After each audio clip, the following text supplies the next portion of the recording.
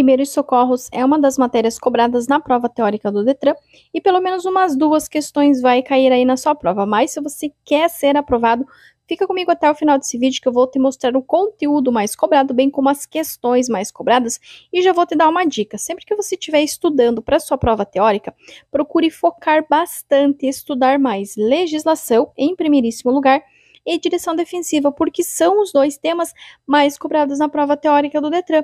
E depois sim, primeiros socorros, mecânica básica e também meio ambiente. Então fica comigo até o final desse vídeo, já se inscreve aqui no canal, deixa o teu joinha, o teu like, o teu comentário, não esquece de ativar o sininho e de compartilhar esse canal com todo mundo. Não tem todo o conteúdo de primeiros socorros, mas sim os pontos mais abordados, o conteúdo mais cobrado.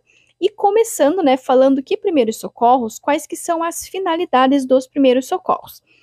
As finalidades dos primeiros socorros relacionados aos acidentes de trânsito estão abaixo descritas.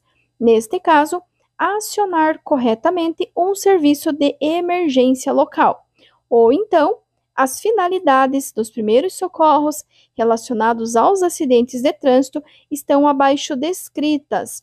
Reduzir alguns riscos, prestar um auxílio inicial em um acidente de trânsito. Então, outra dica que eu sempre dou: sempre copiem a pergunta e a resposta correta, anotem as dicas, anotem os macetes, porque isso vai auxiliar, vai melhorar o aprendizado de vocês. E outra super dica: para você realmente aprender o conteúdo, dominar o conteúdo, você precisa assistir cada vídeo 3, 4 a 5 vezes.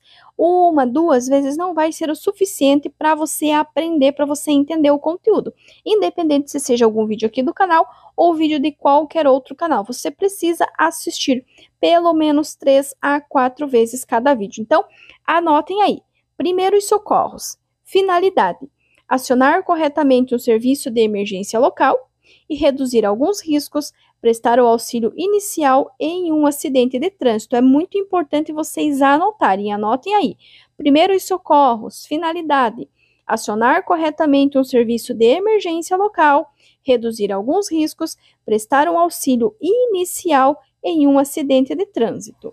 O que são os primeiros socorros? São procedimentos iniciais, cuidados imediatos e imprescindíveis.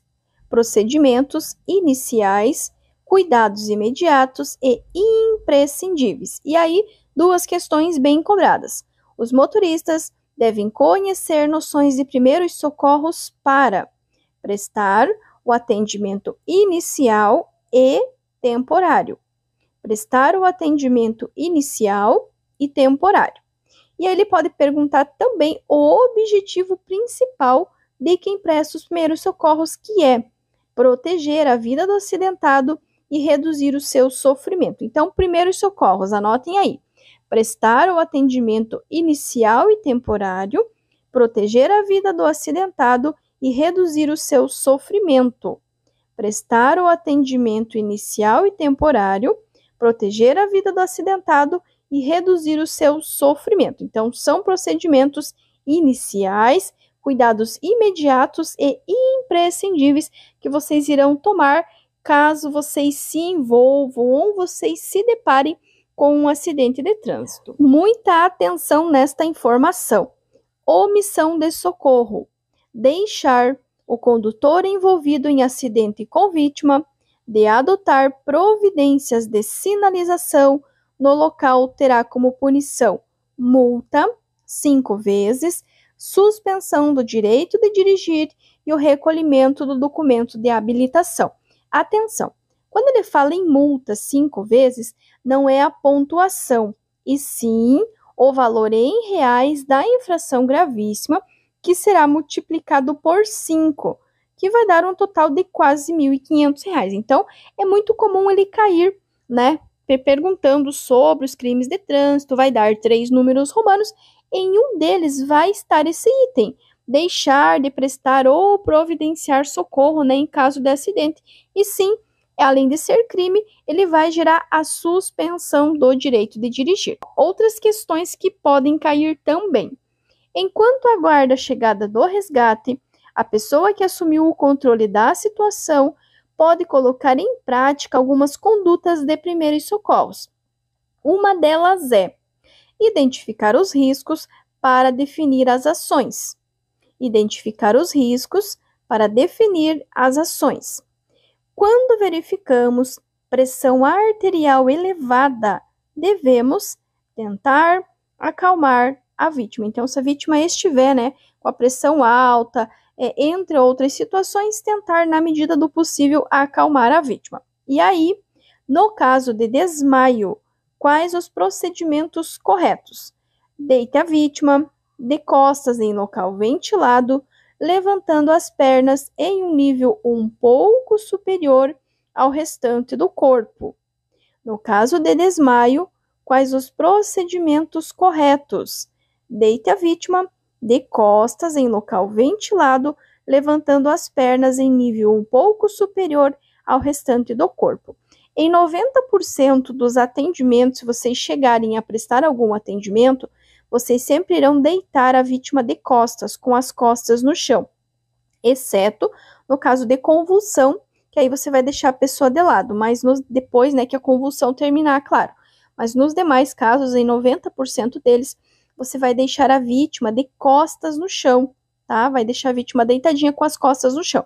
Lembrando, claro, que a gente vai ver que vocês não vão mexer, nem remover, nem movimentar as vítimas, mas se a vítima já estiver fora do veículo, ou mesmo se for um motociclista ou algo assim, sempre procurem deixar a vítima de costas no chão. E, claro, sempre em local ventilado, evitar aglomeração de pessoas, evitar aglomeração da multidão ao redor, porque isso pode dificultar muito a respiração e pode, ocasionar quadros mais graves. Alguns pontos que nós devemos tomar cuidado, que nós não devemos fazer. Então, anotem aí. Não devemos fazer. Primeiro, não movimentar a vítima. Vocês não vão mexer, não vão movimentar, não vão transportar. Não retirar capacete de motociclistas, porque não vai movimentar a vítima, porque não vai tirar capacete de motociclistas. Por quê?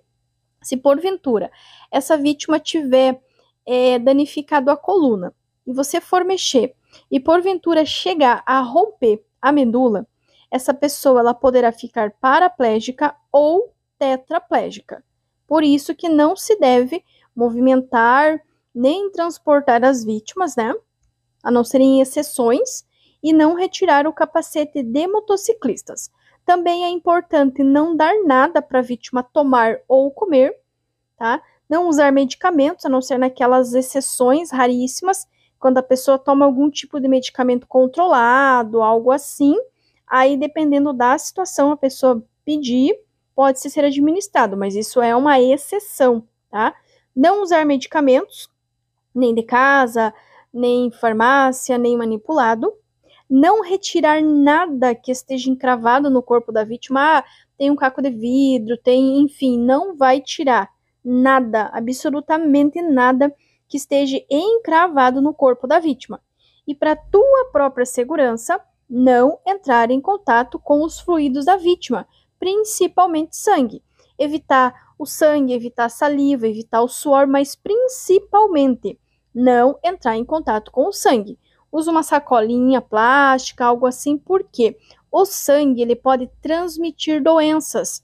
Como é uma pessoa que você não conhece, não tem como saber qual é o histórico, então vocês devem evitar entrar em contato com o sangue das vítimas. Vocês não vão mexer, não vão movimentar a vítima, mas vocês devem sempre verificar se o cinto de segurança não está dificultando a respiração para não acabar agravando ainda mais a situação.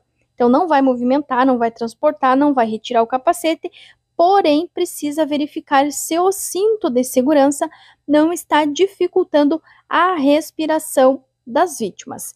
Atenção! Presta bem atenção nesse slide aqui, porque ele é muito importante. É uma questão que cai assim em torno de 70% na prova. Não vai usar técnicas nem simples e nem complexas. Vocês não têm treinamento na área. E mesmo que vocês tivessem, as questões elas levam em consideração que você é uma pessoa leiga. Uma pessoa leiga é uma pessoa que não entende do assunto, tá? Que tem apenas aquele conhecimento básico. Se tem apenas um conhecimento básico de treinamento de primeiros socorros, não vai utilizar técnica, nem simples, nem complexa. Atenção ainda, não agir por instinto ou impulso. É muito comum cair questões de 3 números romanos e em um deles vai estar lá. Utilizar técnicas simples ou complexas, agir por instinto ou por impulso, não. Não vai. Não vai usar técnica nem simples e nem complexa, não vai agir por instinto ou impulso. Lembre-se, é a vida das pessoas que está em risco, certo? E outro item importantíssimo, desligar a chave da ignição. Por quê? Novamente, vai cair o número romano e lá no número romano 1 vai estar ligar a chave da ignição. Não vai, muito pelo contrário, vai desligar a chave da ignição. Tão importante quanto vocês saberem e conhecerem os procedimentos, o que são, né, os primeiros socorros, é vocês saberem fazer a correta sinalização, porque vai ser através da sinalização que vocês vão evitar novos acidentes. Também é uma questão extremamente cobrada na prova, e assim vocês vão saber tanto para a prova teórica quanto para o dia a dia, caso vocês precisem realizar a sinalização. É claro que eu vou ensinar isso para vocês através de dicas, que é muito mais fácil. Primeiro, durante o dia, com tempo bom e com pista seca, vocês irão multiplicar a velocidade por 1. Por exemplo, durante o dia, com tempo bom, com pista seca, ocorreu um acidente numa via que é 100 km por hora. 100 multiplicado por 1 é igual a 100. Então, durante o dia, com tempo bom, com pista seca, velocidade vezes 1. Agora, atenção.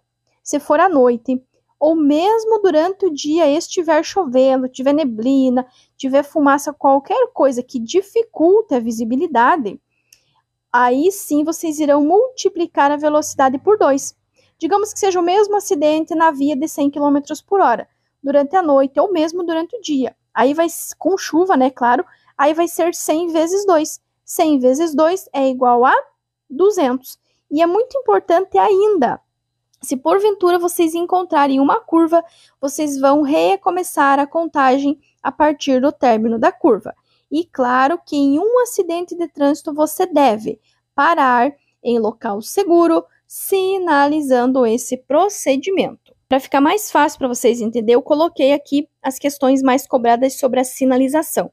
Que assim, 90% das provas, pelo menos uma de sinalização tem. Então diz assim, ocorreu um acidente às 13 horas, em uma rodovia que apresenta pista seca e cuja velocidade máxima permitida é de 100 km por hora. A distância segura para o início da sinalização deve ser de no mínimo. Então, vocês vão levar em conta se é durante o dia ou se é durante a noite. Então, ele já falou que é às 13 horas. Se a pista está seca ou está molhada, ele já falou que estava seca. Então, durante o dia, com tempo bom, com pista seca, velocidade vezes 1. A velocidade que ele deu foi 100 km por hora. 100 vezes 1 é igual a 100. Atenção, presta bem atenção no que eu vou te falar. Ele não vai falar de passos curtos, tá? Ou ele vai falar de passos, ou ele vai falar de passos longos. E ele também não vai falar em metros. Outro exemplo. Aqui, esse acidente ele já aconteceu de noite. É a mesma velocidade, é a mesma via, 100 km por hora, porém, à noite, a velocidade máxima permitida em uma rodovia é de 100 km por hora.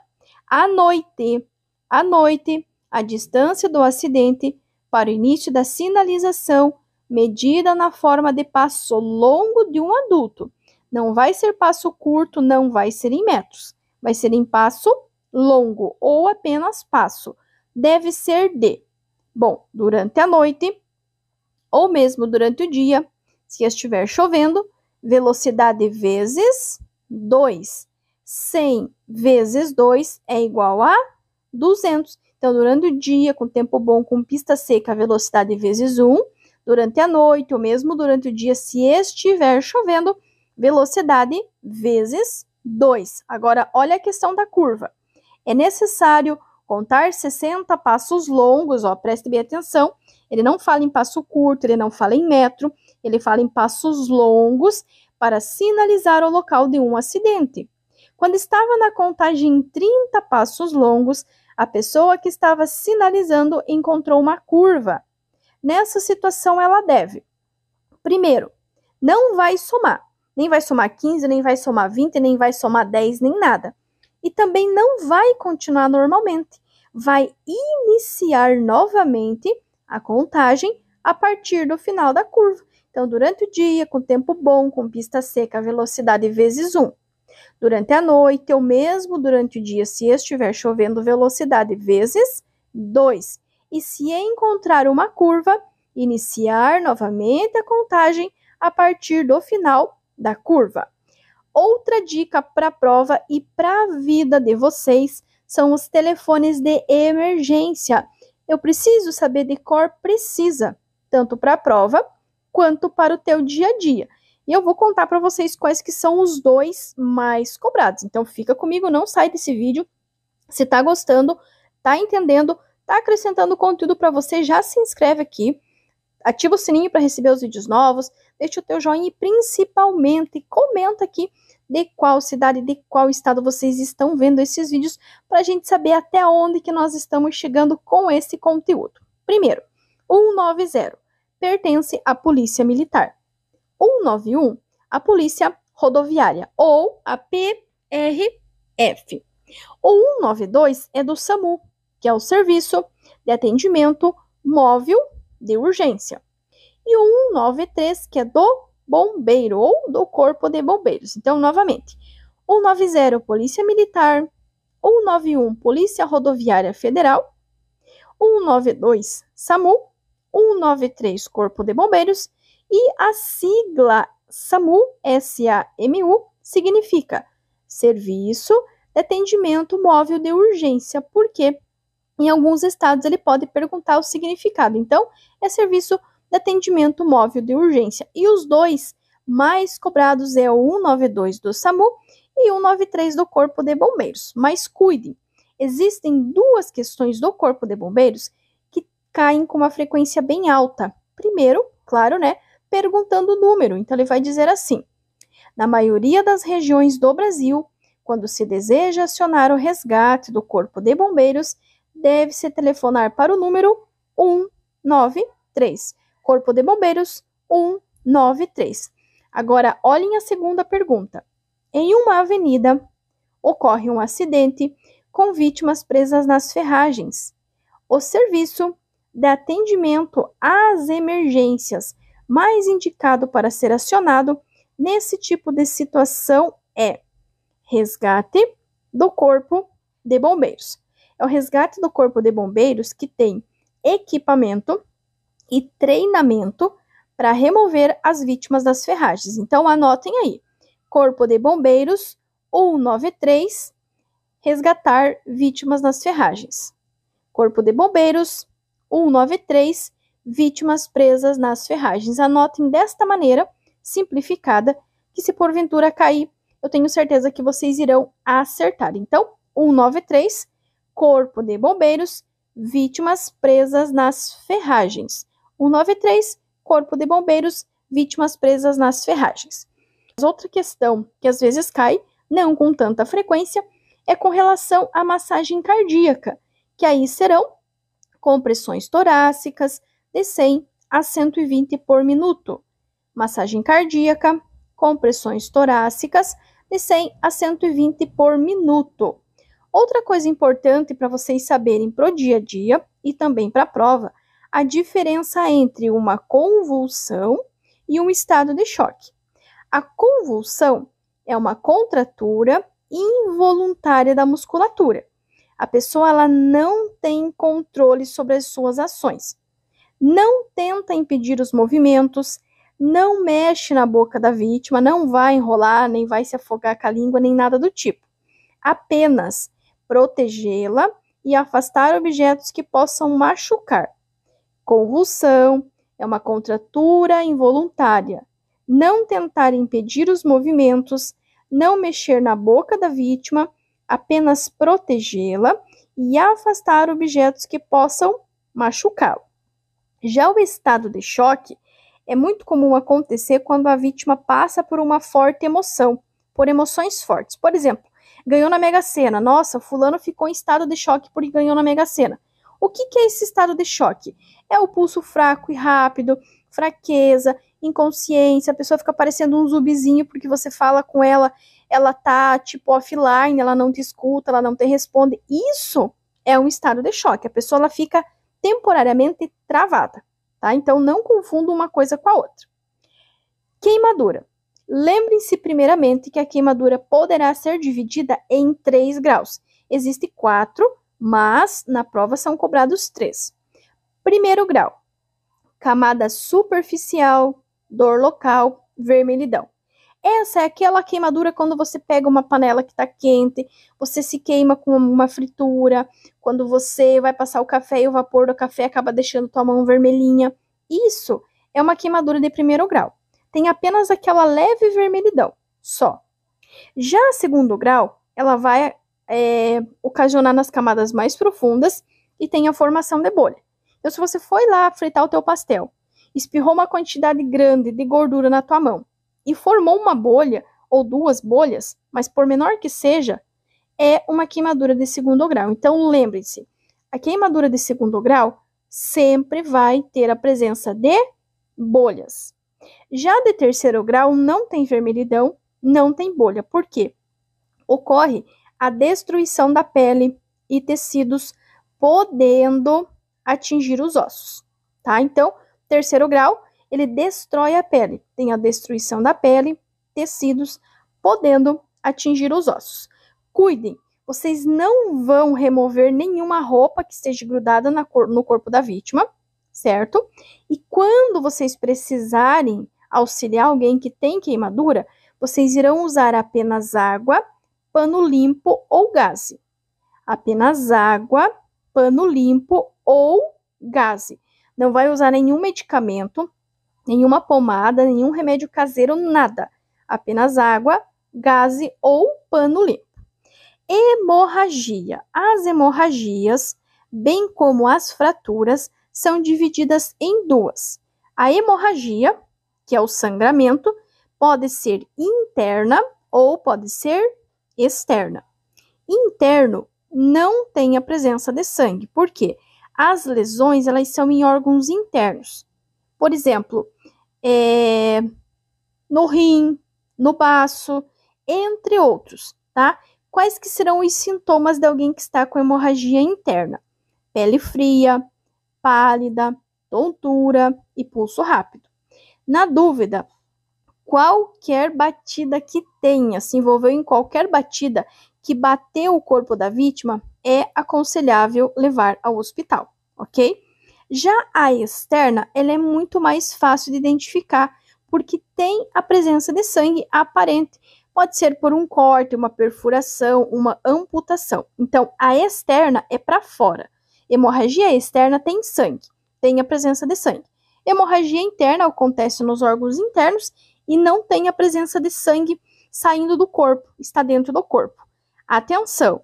Evitar o contato com os fluidos corporais da vítima, evitar o contato com o sangue, para não ocorrer, né, de vocês acabarem adquirindo alguma doença infecto-contagiosa, ou seja, aquelas que são transmitidas pelo contato com o sangue infectado. Fratura também são divididas em 2, mesmo padrãozinho da hemorragia. Ela pode ser aberta e ela pode ser fechada. Aberta é quando o osso rompe a pele e aí tem a presença da hemorragia externa. Já a fechada, o osso quebra, o osso pode ter moído, mas ele não rompeu a pele, é uma fratura fechada. Então, a fratura aberta, o osso quebra, rompe a pele e tem a presença da hemorragia externa. A fechada, o osso quebra, mas ele não chega a romper a pele. Atenção! Fratura. Jamais tentar colocar o osso no lugar. Você vai imobilizar exatamente do jeito que tá. Ah, mas o braço tá torto, a perna tá torta, tá virado pro lado contrário. Não vai colocar nada no lugar. Se precisar imobilizar, você vai imobilizar do jeito que estiver, tá? Jamais tentar colocar o osso no lugar. Imobiliza do jeito que estiver e aguarda, né, o socorro chegar ou mesmo transporta, né, se for o caso, se houver a necessidade, transporta a vítima exatamente assim. Mas jamais, em hipótese nenhuma, tenta colocar o osso no lugar. Ó, atenção! Novamente, vou reforçar com vocês os itens principais que nós acabamos de ver. Vocês perceberam que foi um vídeo curto, mas foi um vídeo direto ao ponto, às questões que mais são cobradas. Primeiros socorros, atendimento inicial e temporário. Proteger a vida do acidentado. Não vai usar técnicas nem simples e nem complexas. Não vai agir por instinto ou impulso. Não prestar socorro é crime, gera suspensão direta. Não movimentar as vítimas. Não retirar capacete de motociclistas. Atendimento inicial e temporário. Proteger a vida do acidentado. Não vai usar técnicas nem simples e nem complexas. Não agir por instinto ou impulso. Não prestar socorro é crime. Não movimentar as vítimas e não retirar capacete de motociclistas. Novamente comigo. Atendimento inicial e temporário. Proteger a vida do acidentado.